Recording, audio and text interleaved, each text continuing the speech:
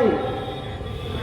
আজকে বাংলাদেশেও সবচেয়ে বড় বিপদ হচ্ছে আমরা কেন রাস্তায় নামলাম, কারণ বাংলা ভাষা যখন হিন্দু পুনর্জাগরণবাদী আর মুসলমান মৌলবাদীরা ইংরেজের বিরুদ্ধে লড়ার বদলে হিন্দু বনাম মুসলমান, মুসলমান বনাম হিন্দু করছিল, যখন মানুষকে খাটাচ্ছিল, এই বাংলার বুকে মুক্ত চিন্তার উদ্ভব হলো।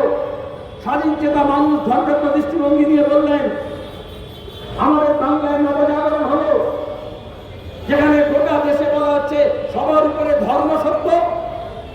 আমরা এই কলকাতা, এই বাংলা বলবো যে সবার উপরে মানুষ সত্য। আজকে লড়াইটা হচ্ছে সবার উপরে ধর্ম সত্য না সবার উপরে মানুষ সত্য। প্রতিক্রিয়ার সঙ্গে প্রগতিশীল এটাই লড়াই, এবং সেই লড়াইয়ে হিন্দু বনাম মুসলমান না, বাংলাদেশ বনাম ভারত না, ভারত বনাম পাকিস্তান না।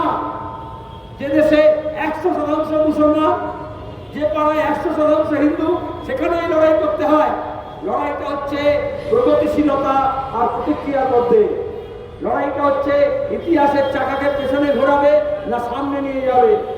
আজকে মৌলবাদীরা, জামাতপন্থীরা, সাম্রাজ্যবাদের দালালরা বাংলাদেশে ইতিহাসের চাকাকে পেছনে ঘোরাচ্ছে।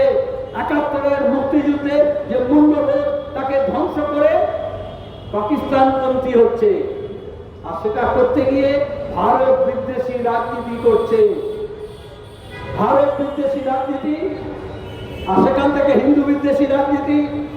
সেখানে যে সংখ্যালঘু হিন্দু মানুষ আছেন, যে বৌদ্ধ সম্প্রদায়ের মানুষ আছেন, শুধু কি দীপু দাস আক্রান্ত হচ্ছে?